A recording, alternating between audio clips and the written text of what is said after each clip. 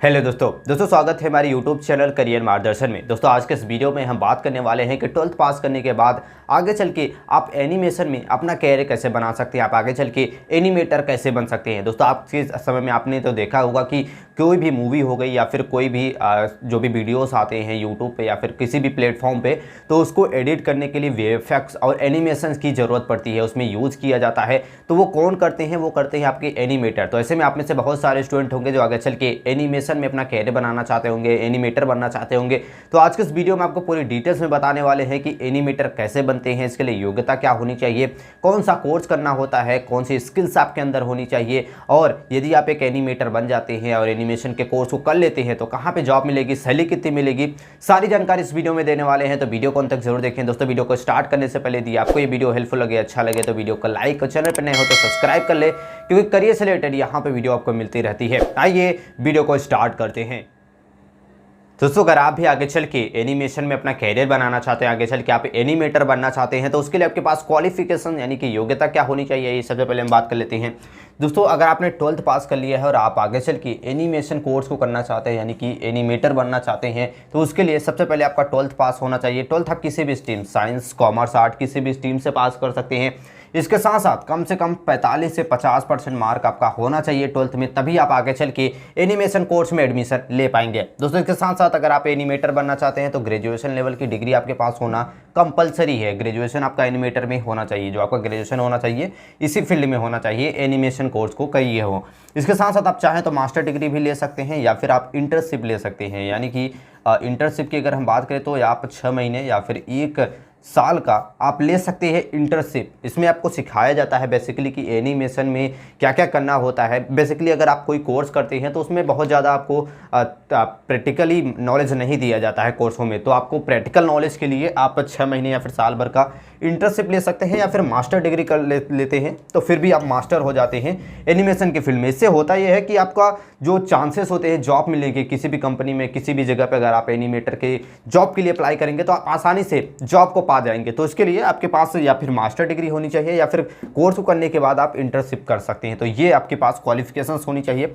अब बात करते हैं कि कौन सी स्किल्स आपके अंदर होनी चाहिए। आज के समय में अगर आप कोई भी जॉब पाना चाहते हैं तो सबसे इंपॉर्टेंट चीज़ होती है कि आपके अंदर कुछ स्किल्स होनी चाहिए, कुछ नया होना चाहिए, अलग लोगों से कुछ अलग होना चाहिए। तो पहला ये होना चाहिए कि आपका क्रिएटिव एंड इमेजिनेशन आपका काफ़ी स्ट्रॉन्ग होना चाहिए। आप चीज़ों को अच्छे से सोच पाएँ, उसके बारे में समझ पाए, ताकि आप नए नए एनिमेशन कर पाए। दोस्तों एनिमेशन में बेसिकली आपको अलग कुछ करना होता है, यूनिक करना होता है।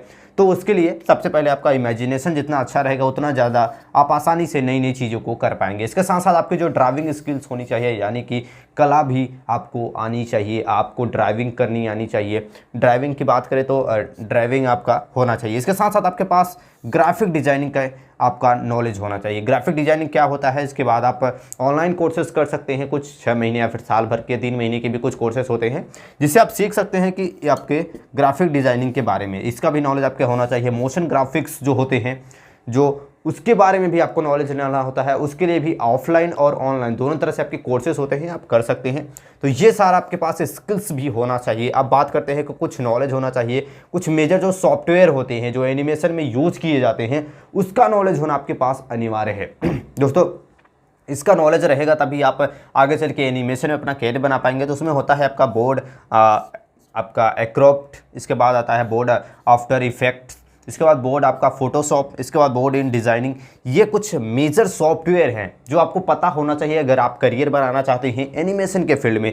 अब बात करते हैं जो मोस्ट इंपॉर्टेंट है, जो आप में से बहुत सारे स्टूडेंट जानना चाहते होंगे कि एनिमेशन में अगर हम करियर बनाना चाहते हैं, एनिमेटर बनना चाहते हैं, तो कौन से कोर्स हैं जो हम कर सकते हैं। ग्रेजुएशन लेवल के कोर्स हैं जो आपको हम बता देते हैं। वैसे तो कई सारे कोर्सेज होते हैं, बस कुछ इंपॉर्टेंट कोर्सेज हैं जिन्हें करके आप एनिमेटर बन सकते हैं। पहला है आपका bachelor of design invention animation and visual effects, ये कोर्स होता है आपका। Bachelor of fine art in animation, ये भी एक कोर्स होता है। Bachelor of designing in animation, ये आपका कोर्स होता है, आप कर सकते हैं। Bachelor of film television and animation, ये भी आपका कोर्स होता है। Bachelor of art and animation honours का आपका एक कोर्स है, इसे कर सकते हैं आप, यानी कि BA इन एनिमेशन ऑनर्स। इसके बाद आपका आता है एडवांस डिप्लोमा इन एनिमेशन, इन सारे कोर्सों के ये बैचलर लेवल के कोर्सेज होते हैं, अंडर ग्रेजुएट कोर्सेज हैं जो आप 12th के बाद इनसे एडमिशन ले सकते हैं। मास्टर डिग्री के भी कई सारे कोर्सेज होते हैं आप जिन्हें आप इन कोर्सों के करने के बाद आप आसानी से कर सकते हैं। इन कोर्सों की अगर हम फीस की बात करें तो बेसिकली इनकी फीस डिपेंड करती है कि आप किस कॉलेज या फिर किस राज्य से कर रहे हैं। आपको एक एवरेज आपकी फीस की हम बात करें तो आपको लगभग, अगर आप बैचलर डिग्री लेते हैं तो 50,000 रुपये से लेकर लगभग 2 लाख रुपये आपको इस कोर्स की फ़ीस पड़ सकती है। वही डिपेंड करता है कि आप किस कॉलेज या किस राज्य से कर रहे हैं। इस कोर्स में एडमिशन कैसे मिलता है, आप में से बहुत सारे स्टूडेंट कमेंट करते होंगे। तो आपका जो एडमिशन प्रोसेस होता है, तो 12th के बाद आप इन कोर्सों में एडमिशन ले सकते हैं। 12th आप किसी भी स्ट्रीम से पास कर सकते हैं, जैसे कि हमने पहले बताया 40 से 45% मार्क होना चाहिए। और किसी भी कॉलेज में एडमिशन लेने से पहले आप उस कॉलेज में विजिट कर सकते हैं या फिर उस कॉलेज के वेबसाइट पर जाके आप आसानी से उसके कोर्स के बारे में, यानी कि जिस भी कोर्स में एडमिशन ले रहे हैं उस कोर्स के बारे में आपको पूरी डिटेल्स में जानकारी कॉलेजेस में अवेलेबल करा दी गई है।